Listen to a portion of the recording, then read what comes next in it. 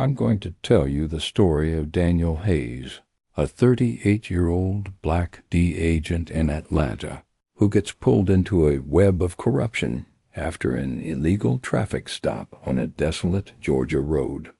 The stop, initiated by a racist cop named Frank Mercer, sparks a chain of dramatic events: violence, a smear campaign video, and a mob attack.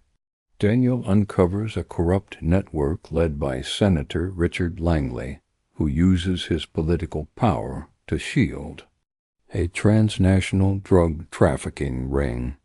With the help of investigative journalist Maya Tours, Daniel fights to expose Langley, facing assassination attempts, betrayal from within his agency, and a painful family secret from his past. In the end, he triumphs, but at a steep cost: strained ties with his loved ones and a new threat from an unseen enemy. Asterisk blood dripped from Daniel Hayes' forehead, warm and sticky, tracing a jagged path down his cheek as he knelt beside his overturned SUV, its crumpled hood hissing steam into the Georgia night. The air clung heavy at 88 degrees Fahrenheit, thick with the scent of scorched rubber and gasoline, the highway's asphalt radiating heat even hours after sunset.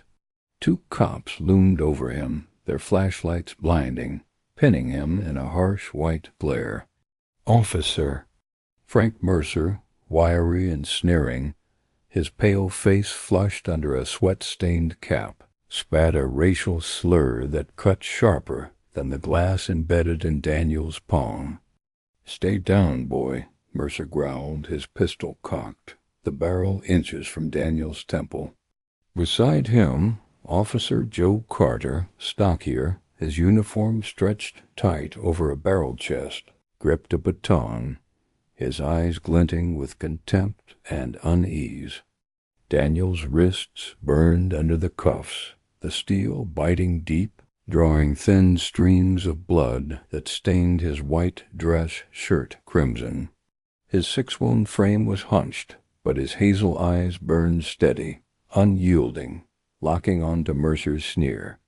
Through the pain, he pressed a thumb against the tiny tracker hidden in his cufflink, a de-issued device no bigger than a dime, and whispered, barely audible over the cicada's drone, "They picked the wrong guy." The words were a vow, a spark in the dark, as headlights flared in the distance, hinting at salvation or doom. 12 hours ago, Daniel was just a man driving home, a DA gent who'd spent 15 years dismantling drug empires, craving the quiet of his Atlanta suburb. Now he was a target, and this night on Highway 75 would rewrite his future forever. The sun had just dipped below the horizon 12 hours earlier, painting the Georgia sky a bruised purple, the last orange smear fading.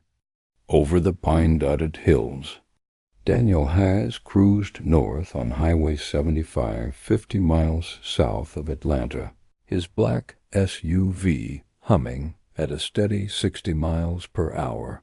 The speedometer needle didn't waver. Daniel didn't take chances, not on the road, not in life. At 38, he'd learned the hard way that a black man in a suit behind the wheel of a nice car was a magnet for suspicion. The SUV's air conditioning blasted cool relief against his skin, countering the summer heat that lingered even at dusk. A jazz station out of Macon crackled through the speakers, Miles Davis' trumpet weaving a smooth counterpoint to the low growl of the engine. Daniel adjusted his navy tie, crisp against his white shirt, his fingers brushing the D badge tucked in his jacket pocket, a cold, familiar weight that grounded him after a long day. He'd just wrapped a meeting in Savannah, briefing a task force on a cartel pipeline running cocaine from Miami to Atlanta, a case he'd spent 6 months cracking. The bust had netted 200 kilos and 3 lieutenants, but it left him with a tension headache and a craving for home, Sarah's laugh, Zoe's chatter, a cold beer on the porch. His hands rested at 10 and 2 on the wheel, steady as always, his. Turn signal clicking with precision each time he changed lanes.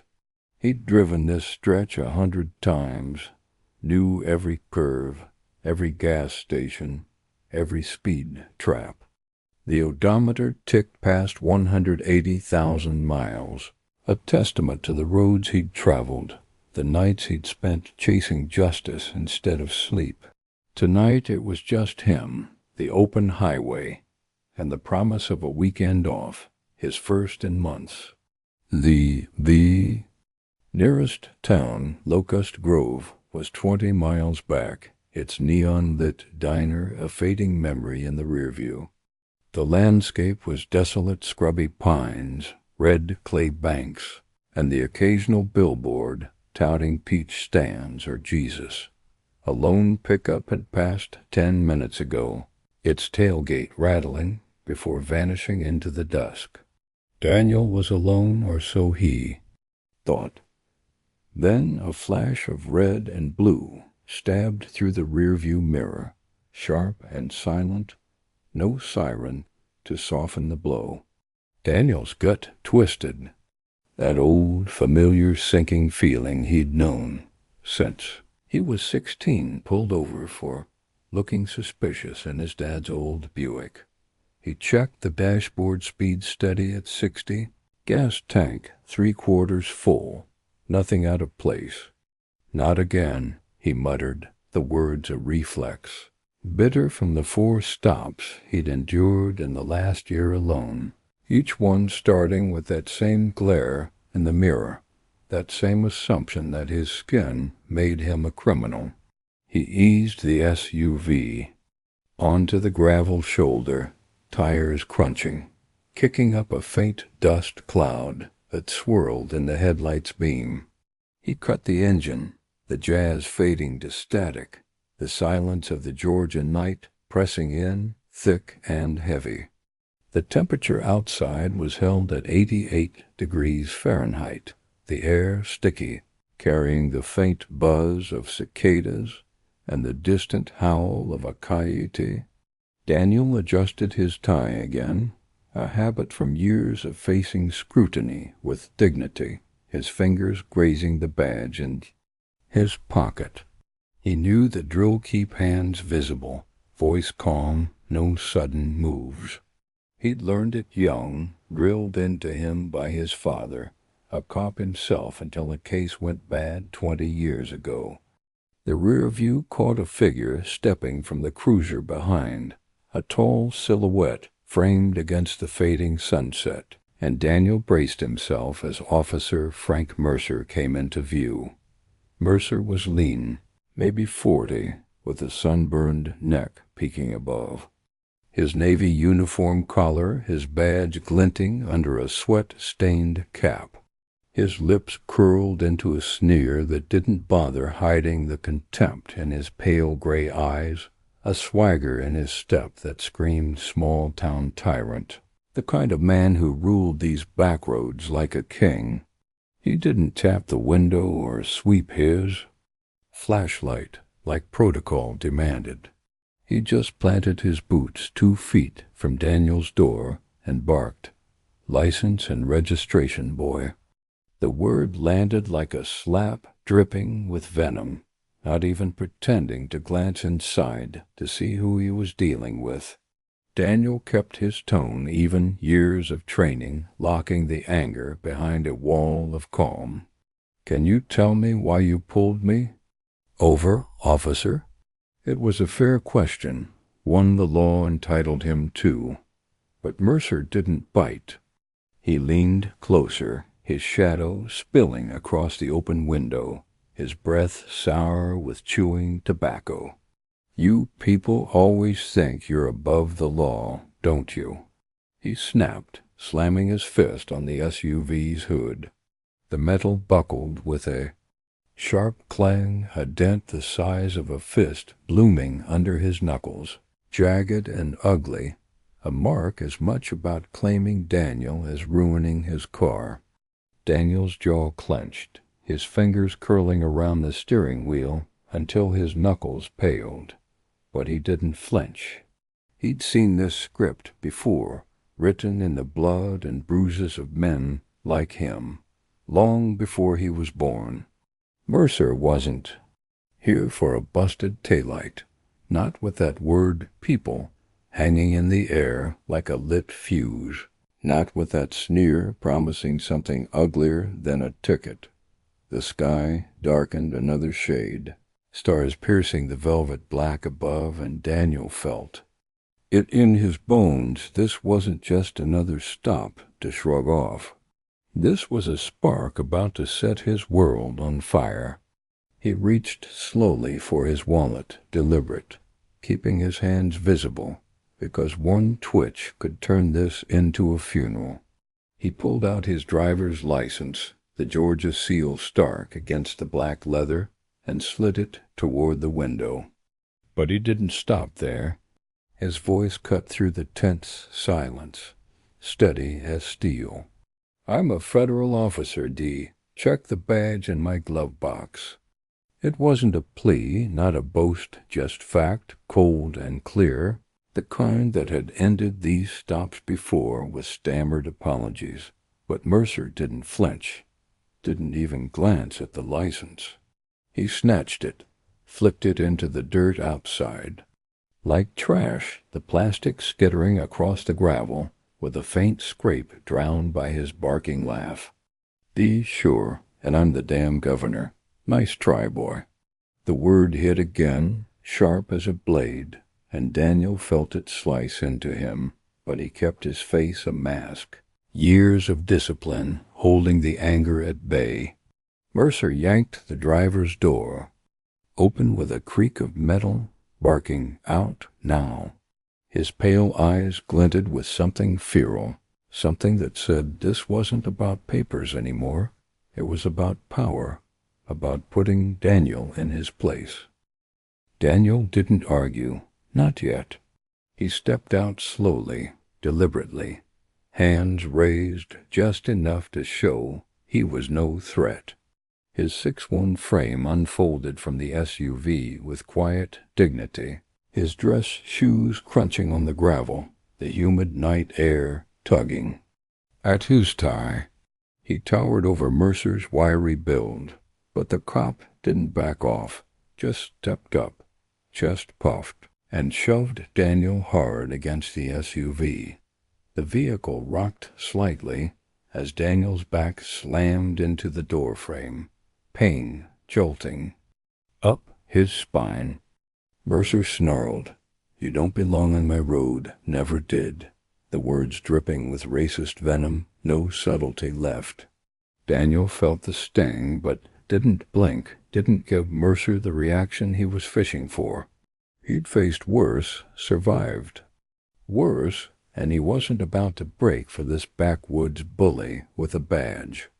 Before he could respond, headlights flared in the distance, a second cruiser rolling up fast, kicking up dust that stung Daniel's eyes. Officer Joe Carter climbed out, stocky, in his 30s, with a buzz cut and a smirk mirroring Mercer's. Uniform strained across his chest, a baton swinging lazily at his hip as he sauntered over, chuckling. "What's this one, Frank?" Mercer didn't miss a beat, spinning a lie as easily as breathing. "Resisting, thinks he's some big shot Fed." Carter nodded like it was a punchline he'd heard before, stepping closer to block Daniel's path back to the driver's seat. Daniel opened his mouth to protest. "I've complied with every." But Mercer cut him off, grabbing his wrist and twisting it behind his back, slamming cuffs on so tight the steel bit into his skin, drawing blood that stained his white cuff red. Carter laughed, a harsh bark, as Mercer tightened the grip, leaning in to whisper, "This is just the start." You're gonna wish you'd stayed off my turf." The cuffs clicked shut, the sound sharp against the night's quiet, and Daniel felt the weight, not just the metal, but the hate, the system that let men like Mercer wield it unchecked. His jaw tightened, his mind racing. He knew this wasn't the end, it was the beginning of a fight he didn't ask for but wouldn't back down from. Not now, not ever. His right hand tucked beneath his thigh as they shoved him into Mercer's cruiser, brushed the hidden tracker in his cufflink. He shifted his weight subtly, nudging it into place, the faint click masked by the cruiser's rumble. Mercer was too busy spitting tobacco into a cup to notice, and Carter was scrolling his phone, oblivious. Daniel pressed his thumb against the tracker, whispering low, "Deputy Director Reed, it's Hayes. Highway 75, 50 miles south of Atlanta, was detained illegally by Officers Mercer and Carter. Need backup now." The line crackled, then Reed's voice cut through, sharp, urgent. "Coordinates locked. Team's 20 minutes out. Hang tight." Daniel exhaled, a flicker of relief cutting through the adrenaline. 20 minutes was nothing compared to the hell he'd already endured. The cruiser lurched as Mercer took a sharp turn onto a dirt road, gravel pinging against the undercarriage. Daniel braced himself, the vinyl seat sticking to his suit jacket, the air inside claustrophobic, despite the AC's faint hum. "Mercer," muttered to Carter about teaching this one a lesson, while Carter chuckled, his baton tapping rhythmically against his knee. Daniel kept his eyes on the rear view, catching every twitch of Mercer's sneer. His training kept him calm, but the throbbing in his wrist and the sting of Mercer's slurs tested that calm, pushing it to a razor's edge. He'd felt this before, 15 years ago, as a rookie agent facing down cartel gunmen in Miami. But this was different. This was personal. A hate that didn't care about his badge, his record, or the lives he'd saved. 10 minutes passed, then 15, and just as Mercer started bragging about showing this Fed who's boss, a low thrum built in the distance, growing into the unmistakable roar of rotor blades slicing the night sky. Headlights flared through the windshield as a D helicopter swooped low, its spotlight pinning the cruiser in a blinding white circle. Mercer slammed the brakes, tires skidding, cursing. What the hell? While Carter fumbled his phone, dropping it into the footwell. The chopper hovered 50 feet above, dust swirling in a choking cloud, and a voice boomed over the loudspeaker. "D. Release the detainee immediately. Officers Mercer and Carter. You're under federal observation." Mercer's bravado cracked, his sunburned face paling as he scrambled to uncuff Daniel, hands shaking, muttering, "Misunderstanding, sir. Just a mix-up." Carter stammered, "We didn't know, honest." The cuffs snapped off, clattering to the floorboard, and Daniel stepped out, brushing gravel from his suit, his jaw tight but his eyes burning with quiet triumph. He was free, the chopper's blades whipping the air as it landed 100 yards off, agents in black vests spilling out with rifles ready. For a moment he thought he'd won, that Mercer was done, that this nightmare was over. He climbed back into his SUV, the dented hood a bitter reminder, and drove off toward Atlanta, the chopper shadowing him for protection. His shoulders eased, the tension bleeding out as he hit 70 miles per hour, the highway shrinking in his rear view. But he didn't see what was brewing behind him. Back at the cruiser, Mercer wasn't licking wounds. He was on the radio, voice low and venomous. "Get this to the precinct now. Edit the dash cam. Make it look like he swung first." Within an hour, as Daniel crossed the county line 100 miles from Atlanta, a grainy video hit the internet, uploaded from an anonymous account tied to the local sheriff's office. 30 seconds of chopped footage showed Daniel stepping out of his SUV, edited to look like he lunged at Mercer, the audio dubbed with a fake shout, "I'll kill you, pig." Mercer's shove and the cuffs vanished from the frame. The caption read, "D. Thug Harris's honest cop. Who's the real criminal?" By midnight, it was viral 10,000 views, then 50,000, then 200,000. Flooding Georgia's online forums, the comments a cesspool of racist bile. Typical. Give him a badge and he thinks he owns us. Send him back where he came from. Cops should have finished the job. Daniel pulled into a gas station 30 miles from home, the neon sign buzzing above a pump that had seen better days. He checked his phone, his inbox flooded, his deputy director texting, "You see this yet?" His stomach dropped as he played. The clip, the distorted version of himself staring back a lie so blatant it was almost laughable. Except it wasn't. The town's rumor mill was churning, painting him as the villain, the black Fed who dared step out of line. His hands trembled, not with fear but with fury, as he realized Mercer wasn't just a thug, he was a player, and this smear was hitting harder than any fist.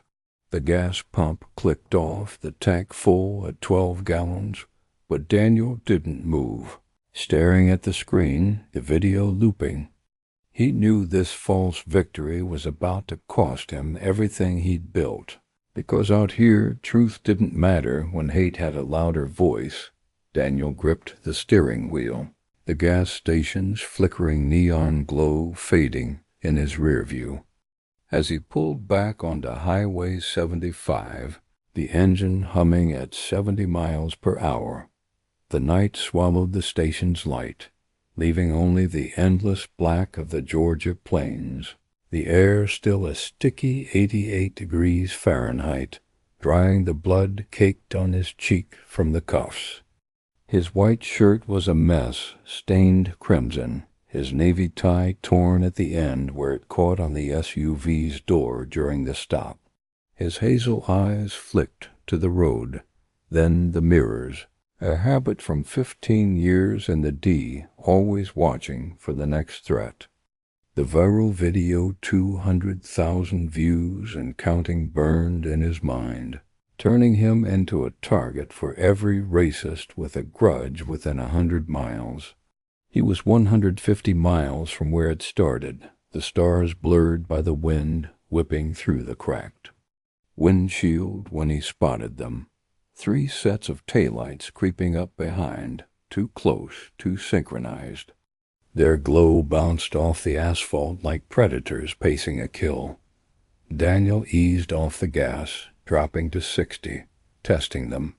The lights didn't waver, they closed in, and his gut twisted, that old instinct flaring, the one that had kept him alive through ambushes and stackouts gone sideways. The lead vehicle surged forward, a jacked-up pickup with mud-caked tires and a Confederate flag flapping from its bed, its headlights blinding him as it swerved to his left. 2 more flanked him, one right, one behind boxing him in as the road narrowed over a rickety bridge spanning a dry creek bed 30 feet below, its wooden planks groaning under the SUV's weight. Daniel scanned for an out, but there was none. The pickups tightened their grip, engines roaring. He caught a glimpse of shadowed faces through tinted windows, white men with hard eyes and harder grins, one clutching a baseball bat that glinted in the glare. He floored it, pushing 80, the SUV lurching as he tried to break free, but the lead truck cut him off, forcing him to brake hard. A brick rocketed through his windshield, glass exploding inward like shrapnel, a jagged shard slicing. His cheek, blood welling hot and fast down his neck, staining his tie crimson. The impact jarred him, the wheel jerking in his hands, and a voice bellowed from the truck, raw and hateful. "Get out, you black bastard." The words hit harder than the brick, echoing Mercer's sneer from hours ago. Daniel swerved, tires screaming, the SUV fishtailing as he fought to keep it on the bridge. The drop loomed right, a sheer plunge into darkness. He yanked the wheel left, scraping the guardrail with a shriek of metal on metal, sparks flying as he narrowly avoided tumbling over the edge. His heart slammed against his ribs, adrenaline flooding every nerve. He'd trained for this, survived. Worse, but this wasn't a cartel hit. This was personal. A mob spurred by that video, by Mercer's poison seeping into the cracks of a town already primed to hate him. The trucks pressed closer, one ramming his rear bumper, the jolt snapping. His head back. He floored it again, pushing 90, the engine whining as he broke through the gauntlet, the bridge's end rushing up in a blur of headlights and dust. He was clear, tires hitting solid asphalt, the pickups lagging as he hit 100, the speedometer trembling. But then a crackle cut through the chaos, a CB radio spitting static from the lead truck. Mercer's voice rasped out, loud and clear. "Finish him for me." The command chilled Daniel to the bone. This wasn't random, this was Mercer's. Next move, a hit squad unleashed to bury him where no chopper could save him.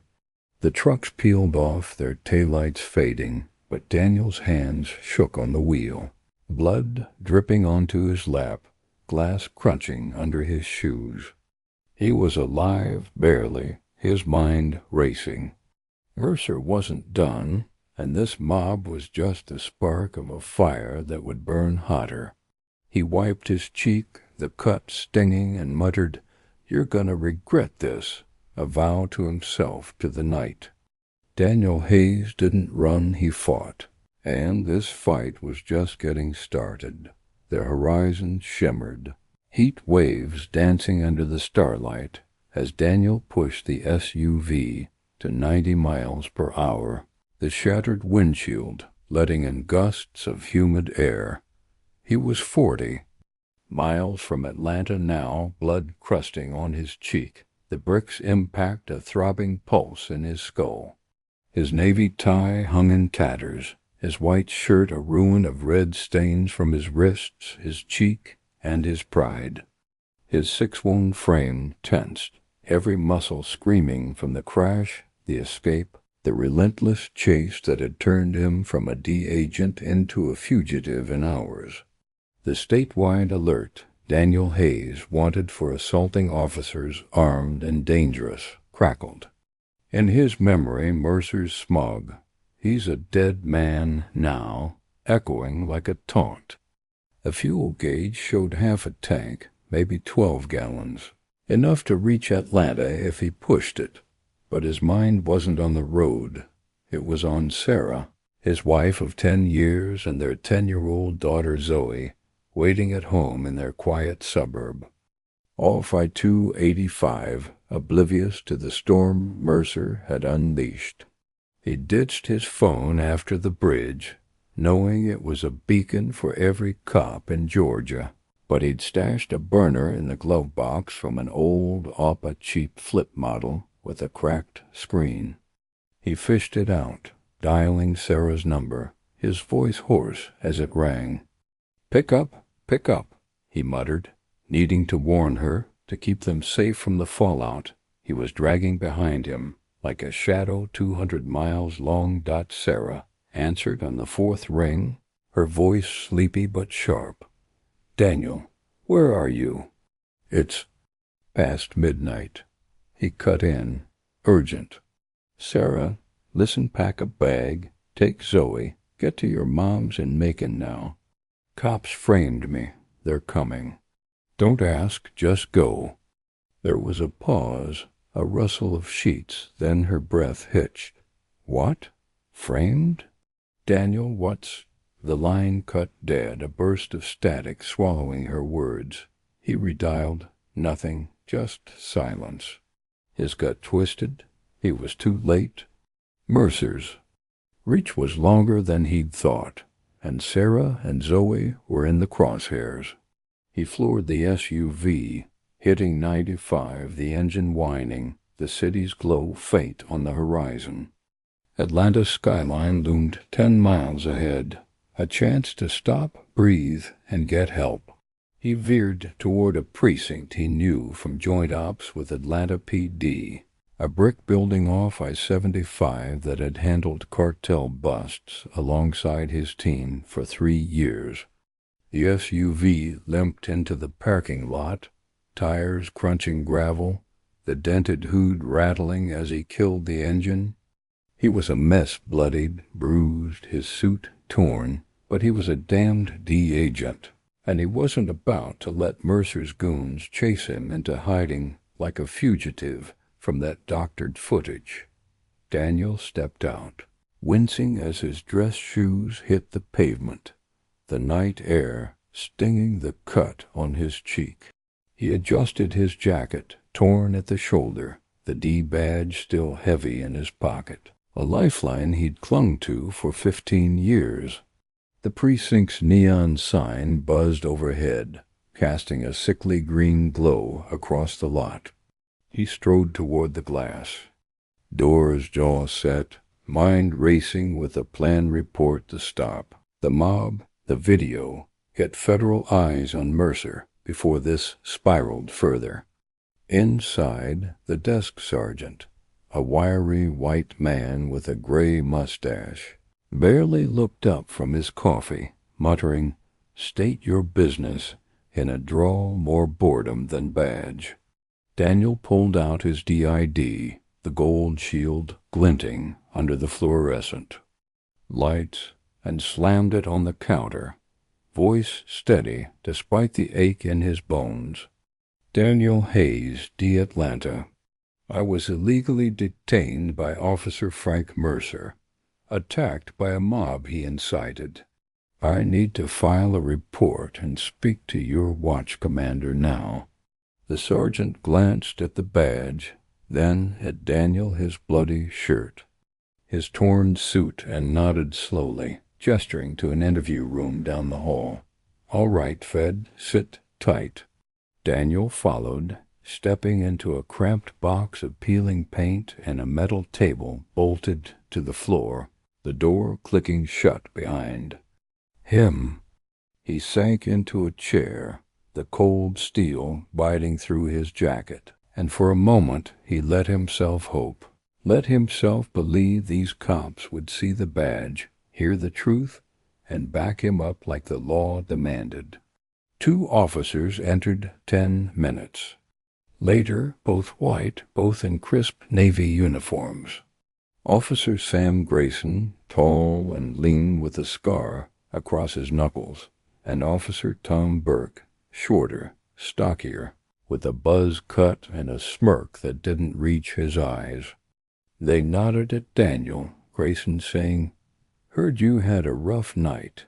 Mr. Hayes, we'll look into it," while Burke jotted notes, his pen scratching loudly in the silence.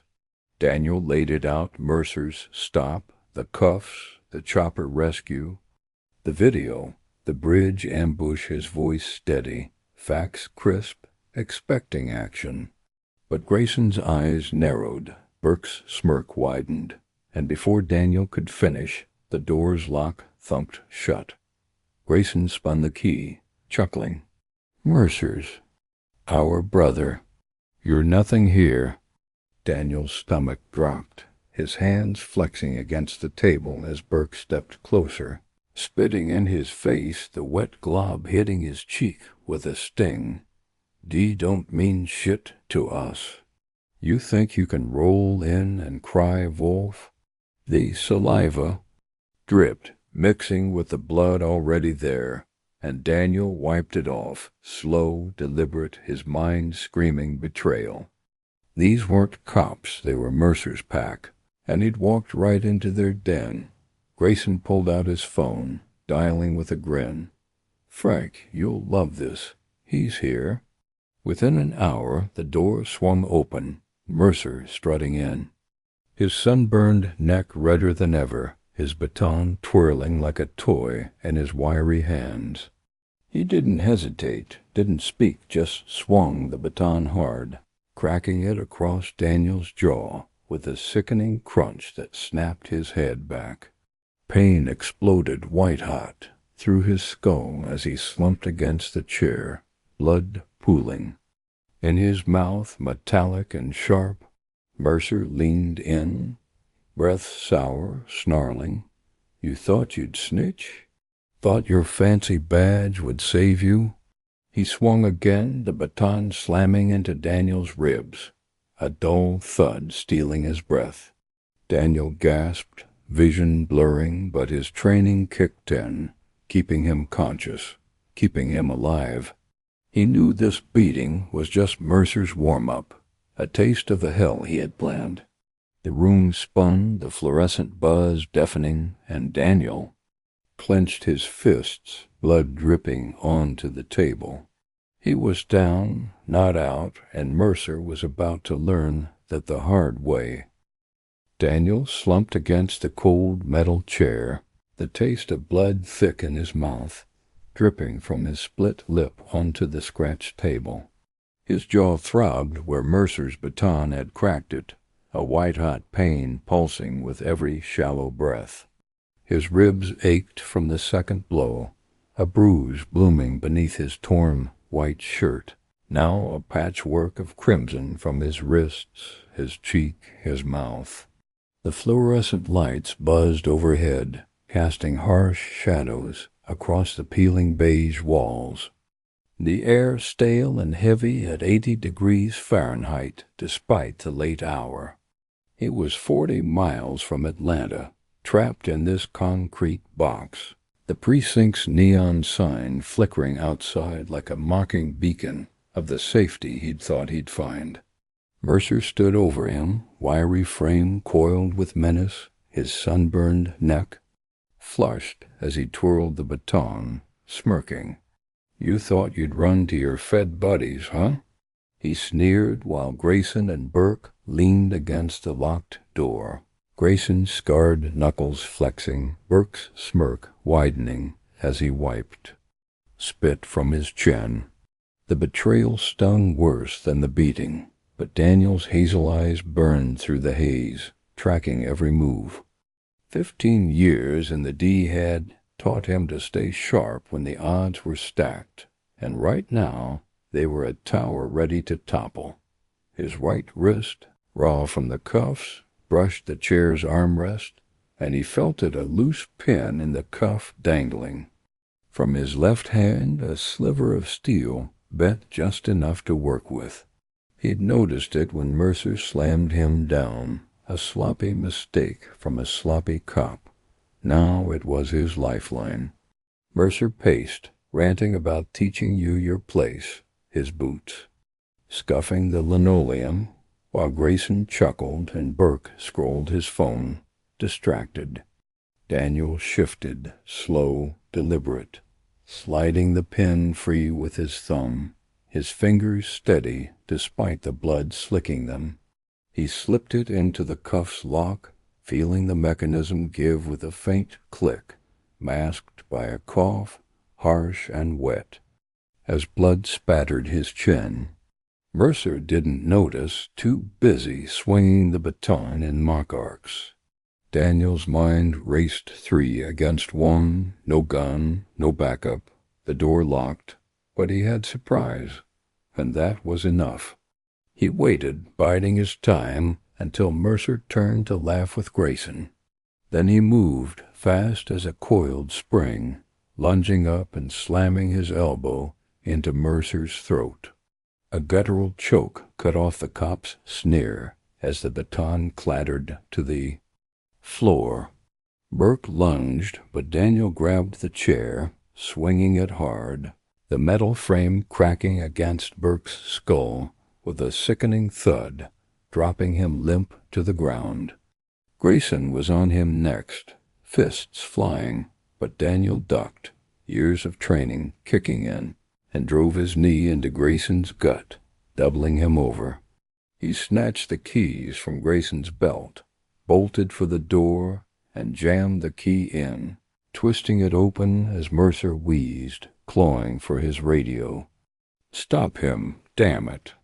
Daniel burst into the hall, the precinct a blur of beige and buzzing lights, his dress shoes slipping on the tile as he sprinted past the desk sergeant, who was too slow to react, coffee spilling as he yelled, "Hey!"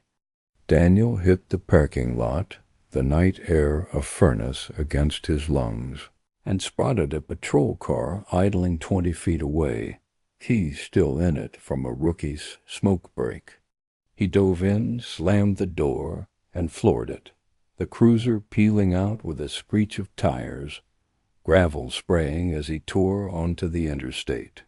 His heart hammered, blood dripping onto the seat. He was free, the precinct shrinking in the rear view. He grabbed the radio, switching to a secure D channel, voice hoarse but firm. "Reed, it's Hayes. The precinct's Dirty Mercer's crew beat me. I'm out, heading east. Send a team." Reed crackled back. "Copy, 60 miles out." "Stay low." Daniel exhaled, thinking he was clear, the cruiser hitting 80 as he raced toward Atlanta 50 miles away. But then the scanner flared to life, a statewide alert blaring. "All units, be advised D-Agent Daniel Hayes wanted for assaulting. Officers armed and dangerous last seen fleeing in stolen vehicle." The lie was spreading, and Daniel caught his reflection in the side mirror-blooded, wailed a perfect match for the fugitive they'd painted him as. Sirens wailed in the distance, closing fast, and Mercer's voice cut through the scanner, sharp and smug. "He's a dead man now. Find him. Finish him." The taunt chilled Daniel's blood. This wasn't just a beating, it was a frame-up, a death sentence broadcast to every badge in Georgia. He ditched the radio, the cruiser's speedometer climbing to 95, the night blurring past. He was alive but hunted, and Mercer had turned the state into his executioner. Daniel's hands trembled on the wheel, the cruiser's engine roaring as he pushed it to 100 miles per hour, the Georgia night a streak of black outside the windows. The cut on his cheek stung, blood crusting over the gash from the brick, his jaw throbbing from Mercer's baton. His white shirt was beyond salvage, soaked with blood from his wrists, his ribs, his pride. The navy tie was gone, lost somewhere in the precinct scuffle, and his six-wound frame hunched over the wheel, every jolt of the road spiking pain through his bruised ribs. He was 40 miles from Atlanta, the city's glow a faint promise on the horizon. But the statewide alert echoed in his mind, Mercer's "Finish him," a knife in his gut. He thought of Sarah and Zoe, their faces flashing Sarah's sharp brown eyes, Zoe's gap-toothed grin. He had to get to them, had to warn them before Mercer's goons did. The burner phone sat heavy in his pocket, but he didn't dare stop. Not with sirens growing louder, their wail cutting through the cicada's drone. He needed a plan, a way to turn this around, to expose Mercer before the lie took root deeper than the truth. He spotted a flickering sign ahead, a rundown diner off the interstate, its neon open 24/7s buzzing faintly. He screeched into the lot, the cruiser's tires kicking up gravel, and stumbled out, quarters jangling in his pocket as he ran for the payphone outside, a rusted relic under a flickering streetlight. He dialed Maya Torres, a journalist he'd worked with on a cartel exposed 2 years ago. Her number burned into his memory. She answered on the second ring, voice crisp despite the hour. "Hayes? What's going on?" "It's 2 a.m. Daniel didn't waste words. "Maya, I'm in trouble. Cops framed me Mercer, Highway 75. Video's out, says I attacked them. It's a lie. They're after my family. I need you to dig into Frank Mercer, now." Maya's breath caught, but her tone hardened. "I'm on it. I've heard whispers about Mercer tied to someone big, Senator Richard Langley. Meet me at the old mill off Route 42, 40 miles east. Stay off the grid." The line clicked off, and Daniel leaned against the payphone, the metal cool against his forehead. Langley, a 3-term senator, with a smile like a shark and a mansion overlooking Atlanta. If he was behind Mercer, this was bigger than a racist cop. This was a network, and Daniel had just kicked the hornet's nest. He climbed back into the cruiser, the engine coughing as he pulled onto the interstate, keeping to 70 to avoid drawing eyes. The sirens had faded, but he knew they'd be. Back he was 30 miles from the mill, the road stretching dark and empty when his burner buzzed. Maya's text. "Found something. Mercer's on Langley's payroll. Drug money. Be careful." Daniel's jaw tightened, the pieces clicking Mercer's stop, the video, the mob, all orchestrated to silence him. He'd busted Langley's cartel. Connections 6 months ago seized 200 kilos, and now the senator was hitting back, using Mercer as his fist. The mill loomed ahead, a crumbling brick husk silhouetted against the moon, its windows boarded, the air heavy with the scent of rust and decay. Daniel parked the cruiser behind a rusted silo, cutting the lights, and stepped out, Glock drawn, the weight of it steadying his trembling hands. Maya's sedan was already there, her silhouette leaning against the hood, a laptop glowing in her lap. She was 35, wiry, with sharp brown eyes and a braid pulled tight, her journalist's instinct as sharp as any agent's. "You look like hell," she said, eyeing his bloodied shirt. "Talk to me." Daniel laid it out, the stop, the beating, the mob, the video, Sarah and Zoe in danger. Maya's fingers flew over her laptop, pulling up files she'd hacked from a county server. "Mercer's dirty," she said. "Payments from a shell company tied to Langley's campaign. He's running drugs through Atlanta using cops like Mercer to keep the feds off his trail. That video? Uploaded from a precinct server, edited to frame you." She turned the screen, showing bank records, emails, and a photo of Mercer, shaking, hands with Langley at a fundraiser. Daniel's blood ran cold. This wasn't just a rogue cop. This was a senator weaponizing the system against him. Before he could respond, headlights flared, a pickup screeching into the lot, the same Confederate flag from the bridge flapping in the wind. 4 men piled out, bats and pipes in hand, their shouts raw with hate. "There's the Fed. Get him." Daniel shoved Maya behind the silo, his Glock raised, but the men were fast, fanning out, their boots crunching gravel. A pipe swung, grazing his shoulder, tearing his jacket as he ducked, firing a warning shot that echoed through the night. The men froze, but their leader, a hulking figure with a shaved head, laughed. "Mercer says you're done, boy." Daniel's heart pounded.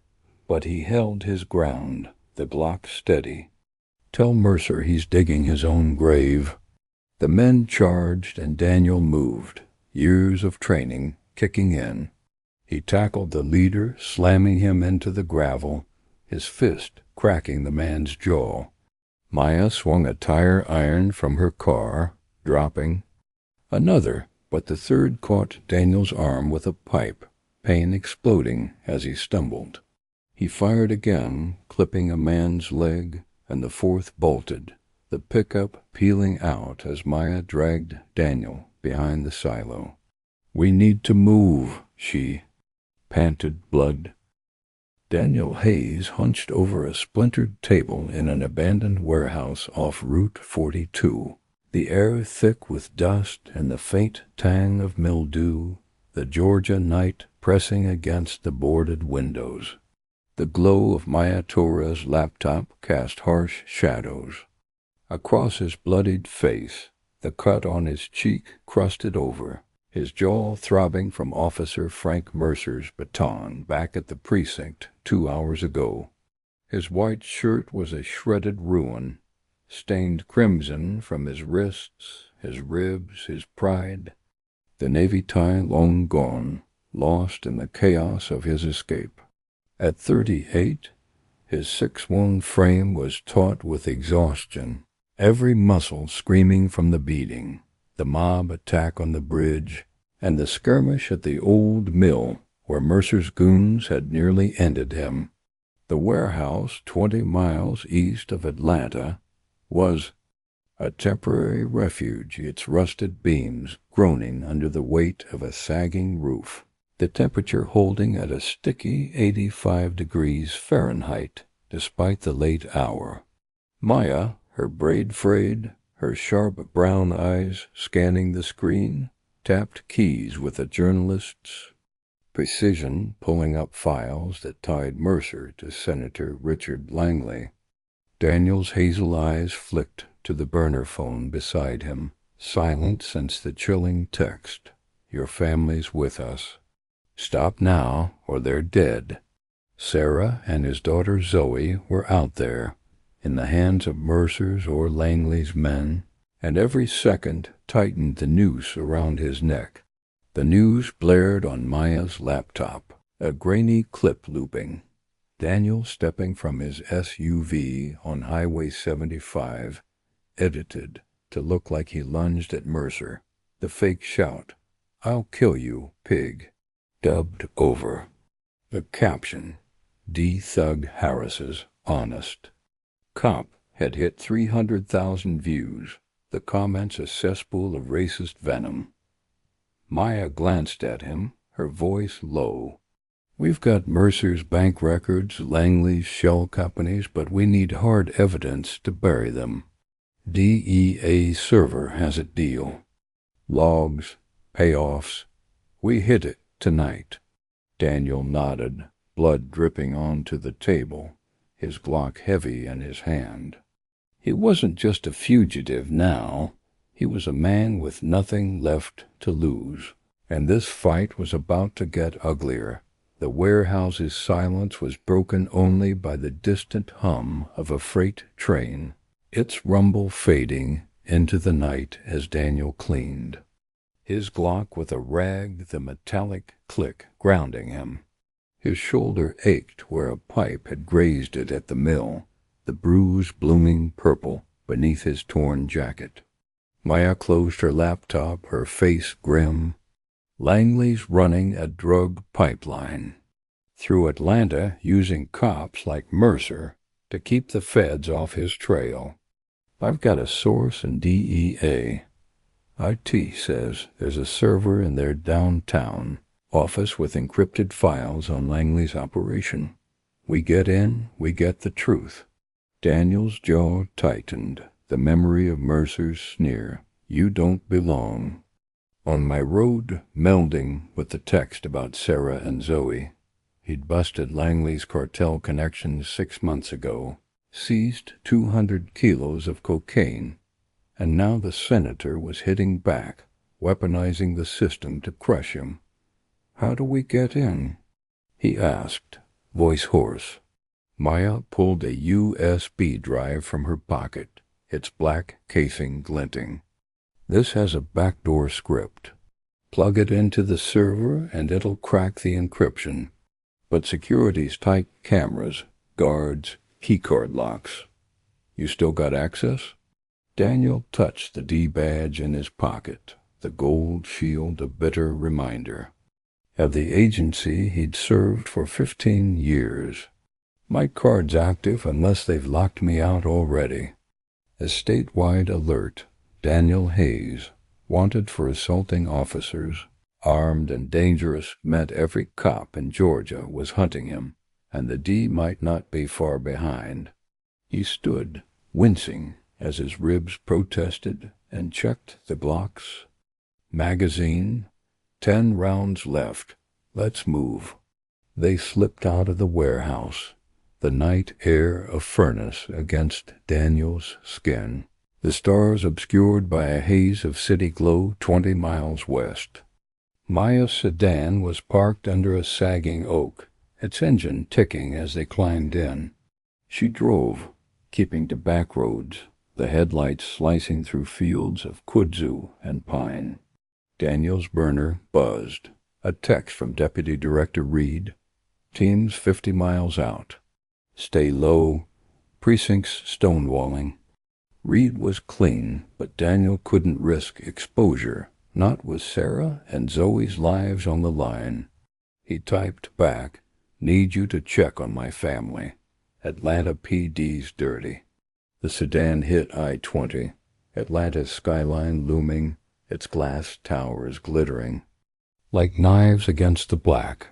The DEAS regional office was a squat gray building downtown, its windows dark at 3 a.m., but Daniel knew the night shift, 2 guards, 3 cameras, motion sensors in the server room.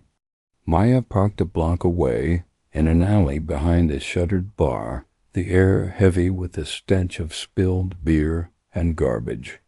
She handed Daniel a black hoodie from the back seat, its fabric rough against his bloodied shirt. "Cover your face. If they've flagged your badge, we're screwed." He pulled it on, the hood shadowing his hazel eyes, and tucked the Glock into his waistband. Maya grabbed her laptop and the USB drive her tire iron stashed under her jacket. "You lead, I follow." They moved fast, sticking to the shadows, the city's hum, a low pulse distant sirens, a late-night bus rumbling past. The D building's rear entrance was a steel door with a keycard reader, its red light blinking. Daniel swiped his badge, heart pounding, expecting an alarm. The light flicked green, the lock clicking open, and he exhaled, slipping inside with Maya close behind. The hallway was sterile, fluorescent lights buzzing, the air cool at 70 degrees Fahrenheit, a stark contrast to the humid night. Security cameras blinked. At each corner, their lenses glinting. Maya pulled a small aerosol can from her bag, spraying a fine mist to reveal laser tripwires crisscrossing the hall. "Old school," she muttered, stepping over them, Daniel mirroring her moves. His ribs screamed with each twist, blood seeping through his shirt, but he pushed through, the server room 50 feet ahead. A guard rounded the corner, a burly man, in his 40s, radio crackling at his hip. Daniel pressed against the wall, Maya ducking behind a vending machine. The guard paused, sniffing the air, maybe catching the mist's chemical tang, but moved on, his boots echoing. Daniel's pulse hammered. One shout and they were done. They reached the server room, its glass door etched with the D seal, a keypad glowing beside it. Daniel entered his code, his badge number, unchanged since his rookie days. The door hissed open, revealing rows of humming servers, their LEDs blinking like a digital heartbeat. Maya plugged her USB into the main terminal, her fingers flying as the backdoor script ran, green code scrolling across the screen. 2 minutes, she whispered, her eyes darting to the door. Daniel stood guard, Glock raised, his shoulder throbbing, blood dripping onto the tile. The hallway was quiet, too quiet, and his gut twisted something was off. A faint beep sounded, the script finishing, and Maya yanked the USB, downloading files on Langley's payoffs, drug routes, and cop bribes. "Got it," she said, but before they could move, the lights snapped red, an alarm blaring, its wail piercing the silence. "They know we're here," Daniel growled, grabbing Maya's arm. Footsteps pounded outside guards, maybe more, closing fast. He kicked the door open, firing a warning shot that shattered a ceiling tile, dust raining down. 2 guards appeared, batons drawn, shouting, "Freeze!" Daniel tackled one, slamming him into the wall, his fist cracking the man's jaw, while Maya swung her tire iron, dropping the other. They sprinted for the exit, alarms screaming, cameras swiveling to track them. The steel door loomed ahead, but as Daniel swiped his badge, the light stayed red, locked out. "They've cut my access," he cursed, slamming his shoulder against the door, pain flaring white-hot. Maya pulled a lockpick from her bag, working the mechanism as boots thundered closer. The lock clicked, the door swinging open, and they burst into the alley, the night air hitting like a furnace. A black SUV screeched up, its tinted windows hiding the driver, and Daniel raised his Glock, but Maya grabbed his arm. "It's my contact." The driver, a wiry man in his 30s with a scarred cheek, leaned out. "Get in, now." They dove into the back seat, the SUV peeling out as security lights flooded the alley, guards shouting behind them. Daniel's chest heaved, blood soaking the hoodie, his ribs grinding with every breath. Maya clutched her laptop, the USB drive secure in her fist. "Who's this?" Daniel demanded, eyeing the driver. "Javier," Maya said. "Exons owes me a favor." Javier glanced in the rear view, his voice clipped. "You've got half. The city after you, Hans. That server hit, tripped a flag someone high up's watching." Daniel's mind raced. Langley or someone in the D. The betrayal cut deeper than Mercer's baton. Javier dropped them at a safe house 10 miles east, a rundown motel off I-285, its neon vacancy sign flickering. The room was a 70s relic shag carpet, peeling wallpaper, the air stale with cigarette smoke. Daniel collapsed onto a sagging bed, his shoulder a firestorm, blood pooling on the sheets. Maya set up her laptop, decrypting the server files, her face pale as she read. "Langley's running a cartel pipeline from Miami to Canada. Millions in bribes to cops, judges, even. Feds. Mercer's just a foot soldier." She paused, her eyes meeting Daniel's. "There's more.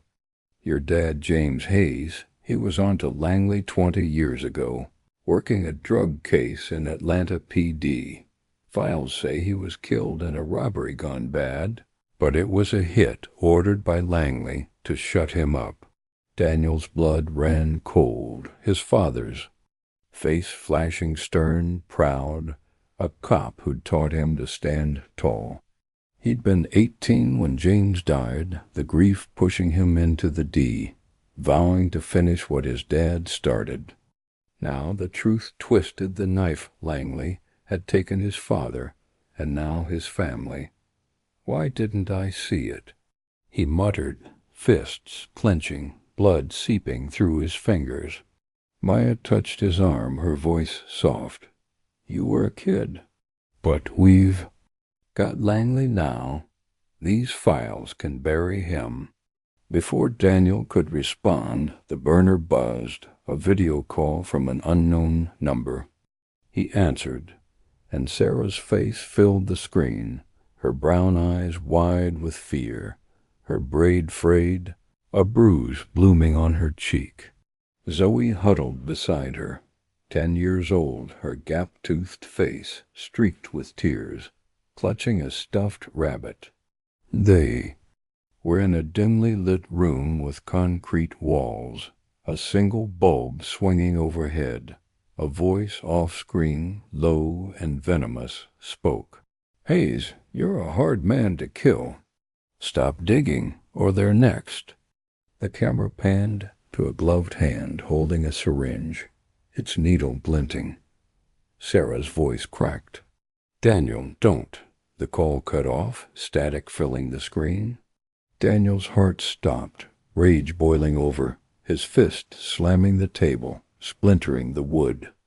Maya grabbed his shoulder, steadying him. "We'll get them. We know Langley's endgame, now silence at any cost." Daniel nodded, blood dripping onto the floor, his mind racing. He'd failed his father, but Sarah and Zoe were still in the clutches of Langley's men, and he'd tear Atlanta apart to save them.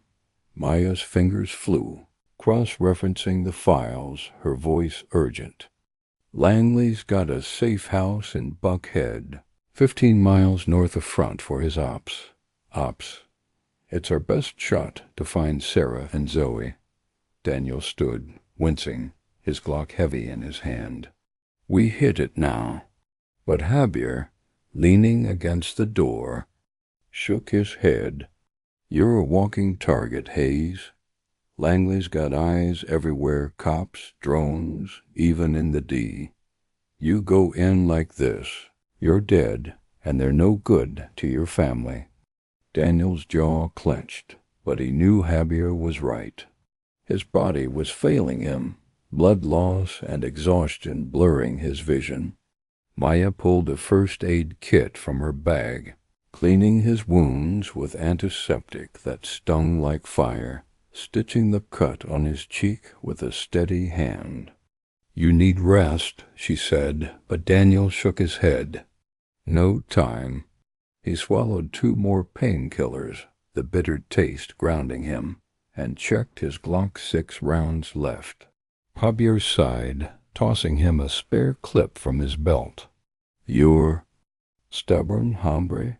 I'll drive perimeter, jam any trackers. You two get in, get out." Daniel nodded, the weight of the new clip settling him.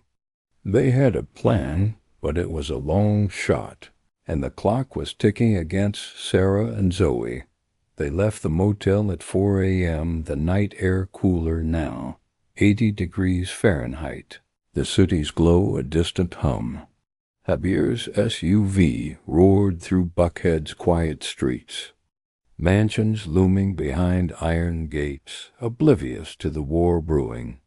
The safe house was a sleek 2-story condo on Peachtree Road, its glass facade reflecting the moon, security cameras blinking at each corner. Daniel and Maya slipped out, hoodies up, sticking to the tree line. Javier parked a block away, his laptop open, jamming Wi-Fi signals to blind the cameras. Daniel's heart pounded, Sarah's bruised face and Zoe's tears burned into his mind. He picked the lock on a side gate, the click barely audible over the crickets, and they crept into the courtyard, the air heavy with magnolia and menace. The basement window was their entry, its latch loose, rusted from neglect. Daniel pried it open, wincing as his shoulder screamed, and dropped inside, Maya following close behind. The basement was a concrete maze, lit by flickering LEDs, crates. Stacked high cocaine, maybe, or weapons, or worse. A low hum of voices carried from upstairs, and Daniel's gut twisted guards, Langley's men, maybe holding Sarah and Zoe, They moved fast, silently, and Daniel's glunk rose. His eyes scanned every shadow. A guard appeared, smoking a cigarette, his radio crackling. Daniel tackled him, choking his neck until he went limp, dragging him behind a crate. Maya hacked a keypad on an inner door, her lockpick sparking, and they slipped into a corridor, the air cooler sterile, like the DEA server room. The voices grew louder, and Daniel's heart lurched. He heard Zoe's voice, faint, sobbing, "Mommy, I'm scared." He pushed forward, Maya grabbing his arm, whispering, "Plan, Hayes." They found the room a concrete cell, its door ajar. Sarah and Zoe huddled inside. No cuffs, but a guard with a 9mm lounging nearby, scrolling his phone lazily.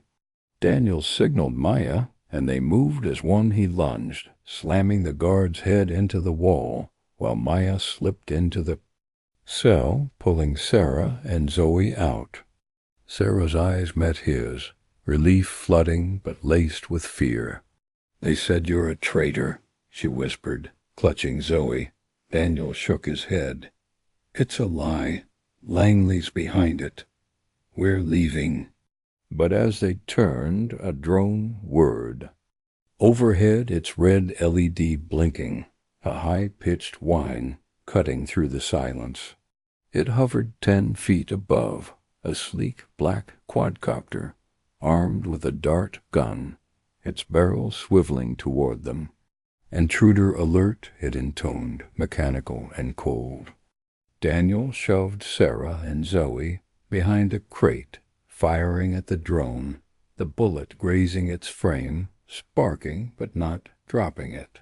The dart whizzed, embedding in the wall inches from his head, its tip glowing green tranquilizer or poison. Maya yanked, her laptop open, typing frantically. It's Langley's remote. "I can jam it." Her script ran, the drone wobbling, but boots pounded upstairs, reinforcements coming fast. Daniel grabbed a fire extinguisher, spraying foam to blind the drone's sensors, and fired again, the machine crashing to the floor, sparking. "Move," he shouted, pushing Sarah and Zoe toward the basement window. They scrambled out, Maya covering their rear, but as they hit the courtyard, headlights flared, 2 cop cars screeched up, Mercer's men piling out, batons and rifles raised. "Hayes, you're done," Mercer's voice bellowed, his sunburned face twisted with fury. Daniel's heart sank. They'd walked into a trap. He fired, dropping 1 cop, and dove behind a fountain, its water soaking his hoodie as bullets ricocheted off the marble. Sarah screamed, shielding Zoe, while Maya swung her tire iron, cracking a guard's arm. Daniel's Glock clicked, 2 rounds left. He aimed for Mercer, but a cop tackled him, slamming him to the ground, his ribs cracking under the weight, blood flooding his mouth. Mercer loomed, baton raised, sneering. "You thought you'd save them? You're nothing." But before he could swing, Javier's SUV roared, its headlights blinding. Javier leaned out, firing a suppressed pistol, dropping 2 cops. "Get in," he shouted, pulling Sarah and Zoe as Daniel scrambled free, Maya dragging him into the SUV. They peeled out, bullets pinging off the frame, Mercer's curses fading as they hit Peachtree Road, the safe house shrinking in the rear view. Sarah clutched Zoe, sobbing. "What's happening, Daniel?" He met her eyes, his voice raw. "Langley's a senator, dirty. He's framing me to protect his drug empire. I'll fix this." But his gut screamed he'd save them. But Langley's drone meant someone was watching, and this was far from over. Javier dropped them at a new safe house, a cabin in the woods 40 miles north of Atlanta, its cedar walls hidden by pines, the Air cooler at 78 degrees Fahrenheit, carrying the scent of sap. The cabin was sparse a wood stove, 2 cots, a generator humming outside, but it was off the grid, safe for now. Sarah and Zoe curled up on a cot, Zoe clutching her rabbit, Sarah's eyes hollow. Daniel sat beside them, his shoulder bandaged by Maya, blood seeping through the gauze. "You're safe now," he said, but Sarah shook her head. "Safe? They hit me, Daniel. They said you're a criminal drug. How did this happen?" Her voice broke, and Zoe whimpered, "Daddy, why do they hate us?" Daniel's throat burned, the guilt heavier than any bruise. He hugged them, promising, "I'll end it, I swear." But the truth was he didn't know how.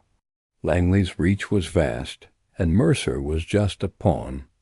Maya opened her laptop, the server files decrypted, revealing Langley's empire $50 million. In drug money, bribes to Atlanta PD, judges, even a DE agent named Eric Vaughn. Daniel's blood froze. Vaughn Eric, his partner, his mentor, the D for a decade, the man who'd trained him, saved him in Miami. "No way," he'd muttered, but the emails were clear. Eric Vaughn had leaked Daniel's ops, feeding Langley intel, setting him up from the start.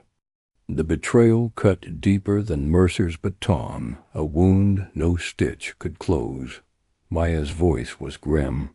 "Vaughn's meeting with Langley tomorrow night, a drop-off at a warehouse in Fulton County.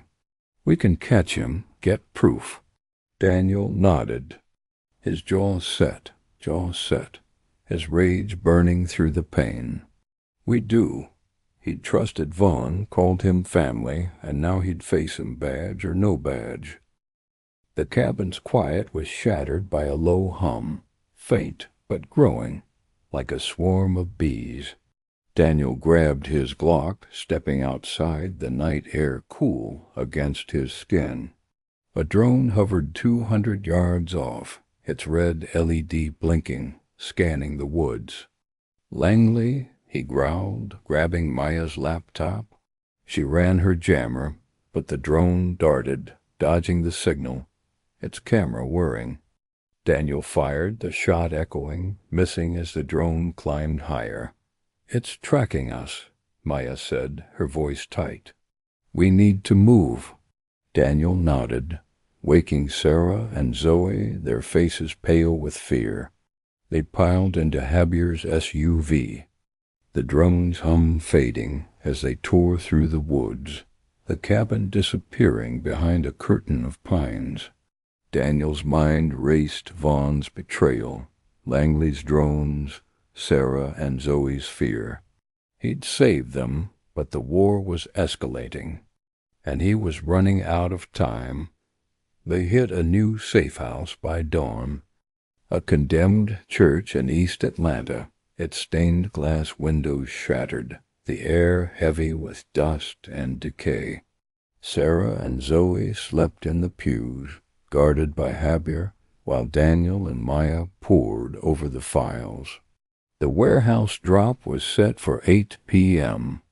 Fulton County, a mile from the airport, where Vaughn would deliver DDT to Langley's courier. Daniel cleaned his Glock, his shoulder stitched but throbbing, blood seeping through the bandage. "We get Vaughn on tape," Maya said, rigging a tiny camera to her jacket, its lens no bigger than a pin. "We livestream it, expose Langley, and Vaughn to the world." Daniel nodded, but his gut-twisted Vaughn wasn't just a traitor. He was a brother, and confronting him would break something Daniel couldn't name. They reached the warehouse at dusk, the sky a bruised purple, the air thick at 90 degrees Fahrenheit, the hum of planes overhead masking their approach. The building was a rusted hulk, its loading docks sagging, surrounded by crates and junked cars. Daniel and Maya slipped inside, the air heavy with oil and rust, their flashlights cutting through the gloom. Vaughn was there, lean and gray-haired 50, his D-jacket crisp, a duffel at his feet. He spoke to a courier, a wiry man in a black cap, handing over a USB drive. "Langley's orders," Vaughn said, his voice low. "Hayes is out of control datas to bury him." Daniel's blood boiled, his Glock raised, but Maya grabbed his arm, whispering, "Cameras rolling." "Wait." The courier nodded, tucking the drive into his jacket, but before he could leave, a drone whirred overhead, its red LED blinking, dart gun swiveling. "Ambush!" Daniel shouted, shoving Maya behind a crate as the drone fired, a dart embedding. And the wall glowing green. Vaughn spun, drawing his pistol, his eyes narrowing as he spotted Daniel. "You should have stayed down, Hayes," he growled, firing, the bullet grazing Daniel's arm, blood welling hot. Daniel returned fire, dropping the courier, the duffel spilling hard drives, cash, cocaine samples. The drone darted, firing. Another dart, and Maya jammed it with her laptop, the machine crashing into a crate, sparking. Vaughn charged, tackling Daniel, his fist slamming into his ribs, pain exploding. "You don't get it, kid," Vaughn hissed. "Langley owns us. You're a loose end." Daniel roared, flipping free, his knee driving into Vaughn's gut. The older man gasping. He grabbed the duffel, Maya's camera still rolling, live streaming to her network 10,000 viewers, then 20,000, the chat erupting. "D.E.A.'s dirty." Daniel pin, Vaughn, Glock to his temple. "Say it, Langley's your boss," Vaughn smirked, bloodied but defiant. "You'll never touch him." Before Daniel could press, headlights flared, cop cars, Mercer's SWAT team storming the warehouse, rifles blazing. Daniel dove, dragging Maya behind a forklift, bullets shredding crates. Vaughn slipped away, vanishing into the chaos, the drone's wreckage sparking behind him. Mercer's voice boomed, "Hayes, you're dead." Daniel fired his last round, clipping a SWAT officer's leg, and grabbed a pipe from the floor, swinging it as cops closed in. Maya hacked a garage door, its motor grinding open, and they sprinted out, Javier's SUV screeching up. They dove in, bullets pinging, the warehouse fading as they tore into the night. Daniel's arm bled, his ribs grinding, but the duffel was secure proof of Vaughn's betrayal, Langley's empire. Maya's laptop showed the live stream 50 million views, the world watching. But Sarah's face flashed, her bruise, Zoe's tears, and Daniel knew this victory was hollow. The burner buzzed, a voice crackling Langley. "Nice show, Hayes. Your family's next." Daniel's blood froze, the duffel heavy in his lap. He'd exposed Vaughn, but Langley was still untouchable, and Sarah and Zoe were the price. The fight wasn't over, it was just beginning, and Daniel was marked for blood. Daniel Hayes stood in the shadows of Senator Richard Langley's Atlanta mansion, his bloodied frame silhouetted against the rain-slicked cobblestone drive, the night air heavy with the scent of wet magnolia and ozone. His white shirt, now a tattered rag, clung to his six-wound frame, soaked with blood and sweat, the cuts on his cheek and arm pulsing with every heartbeat. His navy tie was long gone, lost. In the chaos of the warehouse raid hours ago, and his D badge, once a shield, felt like a lead weight in his pocket. The mansion loomed ahead, a 3-story monolith of glass and stone, its windows glowing with the smug warmth of untouchable power. Rain fell in sheets, drumming against the pavement, washing blood from his hands, but not the rage burning in his hazel eyes.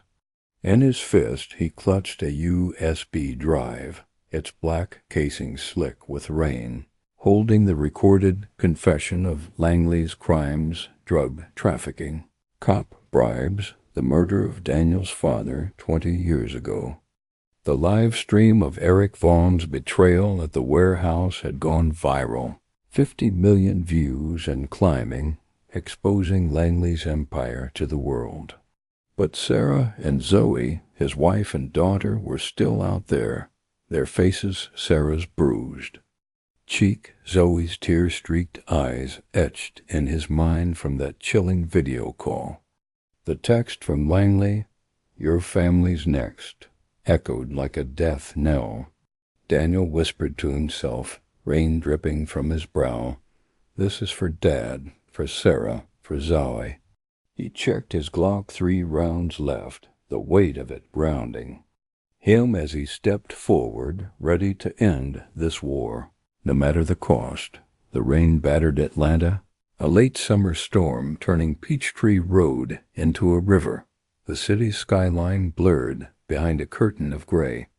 Daniel's boots splashed through puddles, his shoulder screaming from the bullet graze at the warehouse, his ribs grinding from Mercer's baton and Vaughn's fists. Maya Torres flanked him, her braid dripping, her sharp brown eyes scanning the mansion's perimeter.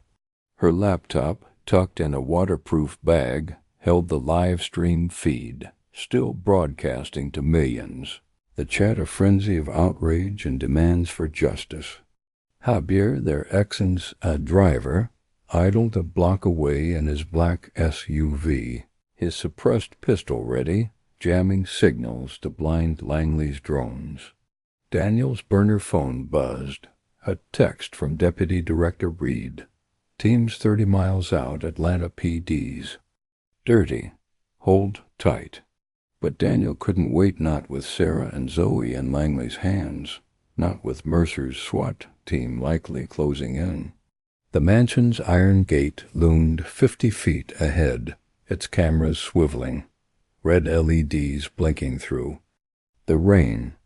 Maya pulled a signal jammer from her bag, its pulse disrupting the camera's feed, and Daniel picked the gate's lock, the click drowned by thunder. They slipped into the courtyard, the air thick at 75 degrees Fahrenheit, the scent of wet grass mixing with the tang of his blood. The mansion's front door was reinforced steel, but a side window, cracked from the storm, gave them entry. Daniel pried it open, glass crunching under his boots as he dropped inside, Maya close behind.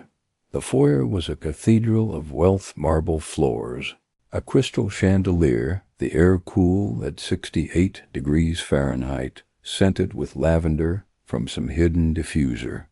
Daniel's Glock swept the shadows, his pulse hammering as he listened for guards. The live stream, muted on Maya's phone, showed 60 million viewers, comments flooding. "Take Langley down," and DEA's corrupt. A staircase spiraled up, leading to Langley's office, where intel said he was holed up, planning his next move. Daniel's mind flashed to his father, James Hayes, a cop gunned down in a staged robbery when Daniel was 18, his death a cover for Langley's drug empire. The files from the D server confirmed at Langley's orders, executed by a dirty cop, silencing James before he could expose the senator. Now Daniel was here to finish what his father started. But Sarah and Zoe's faces kept him grounded, their safety the only thing keeping him from charging blindly. A guard appeared, a hulking man in a black tactical vest, his AR-15 raised.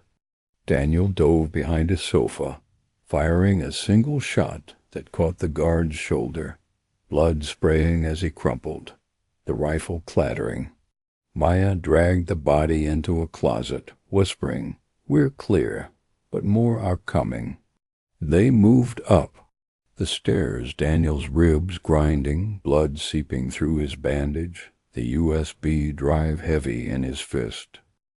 The second floor was a maze of oak-paneled halls, portraits of Langley's ancestors glaring down, their eyes cold as the senator's. Voices echoed from a cracked door Langley's office, its light spilling gold into the hall. Daniel peered. Inside, spotting the senator, 60, silver-haired, his tailored suit crisp despite the hour.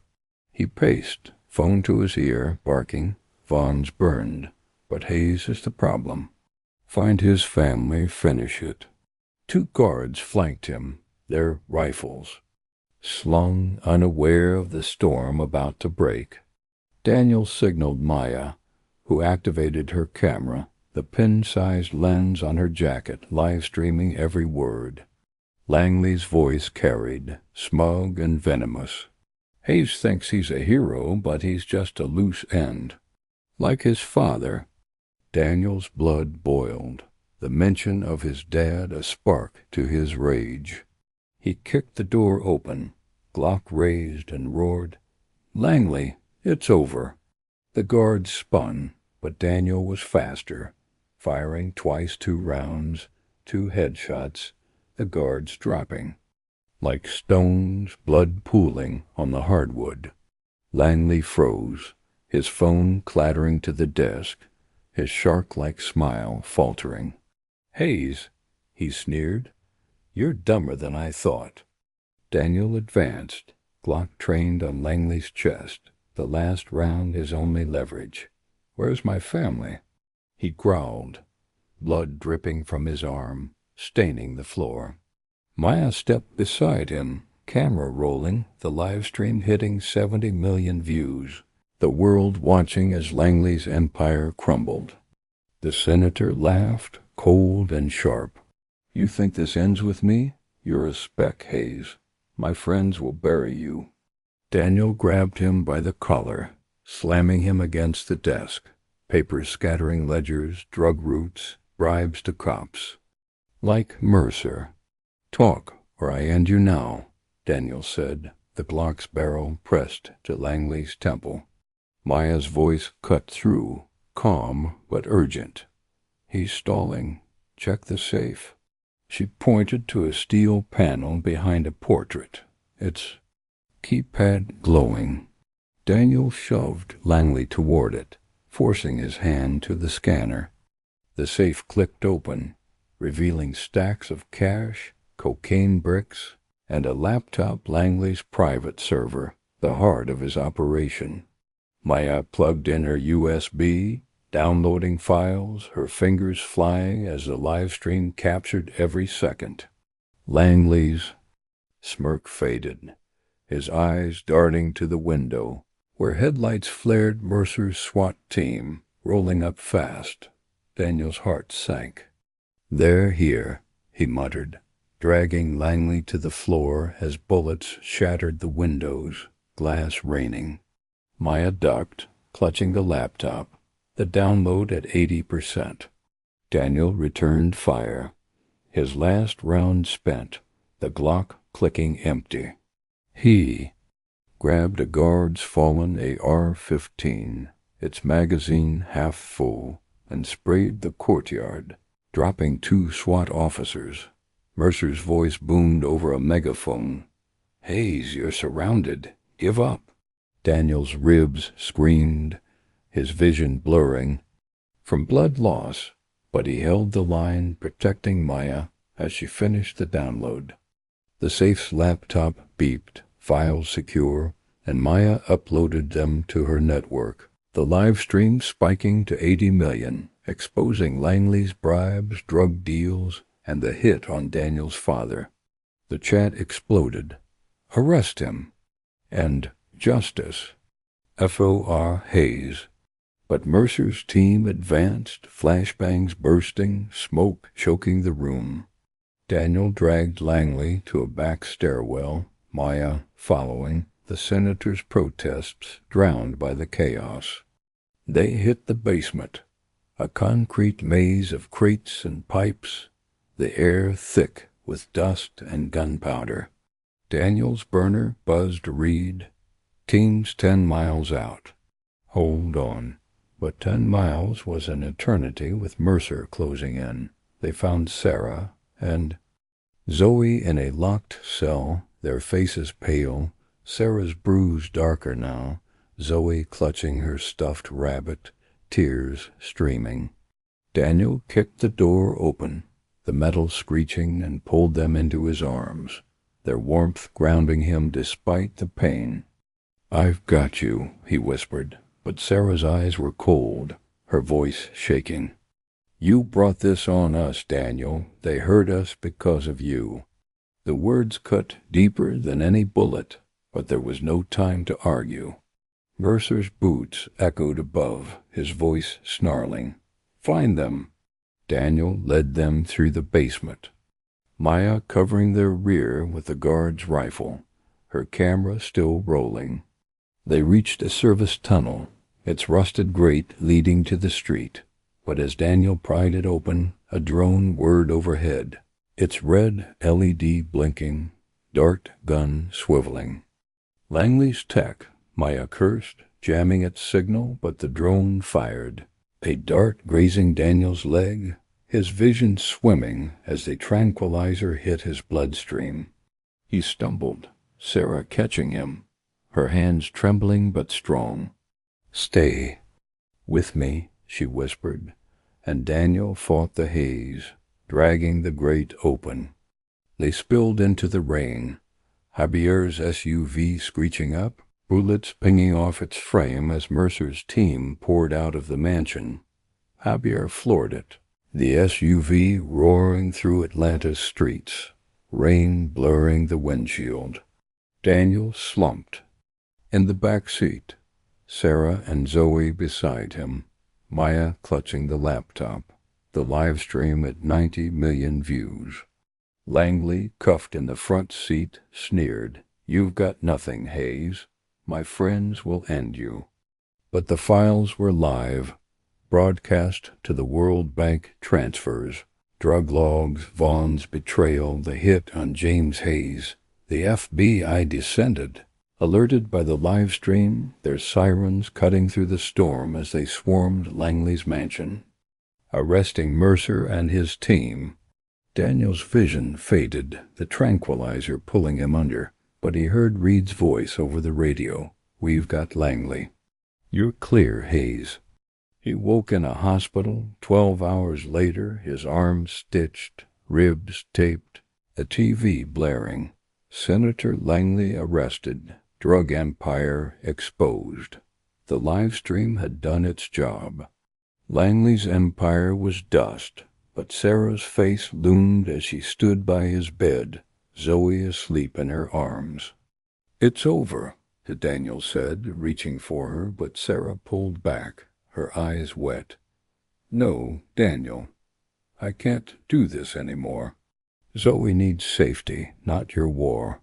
She handed him divorce papers, the ink stark against the white, and walked out. Zoe's rabbit left on the chair, its ear torn. Daniel sat alone, the hospital room sterile, the air cool at 70 degrees Fahrenheit, the TV looping the news.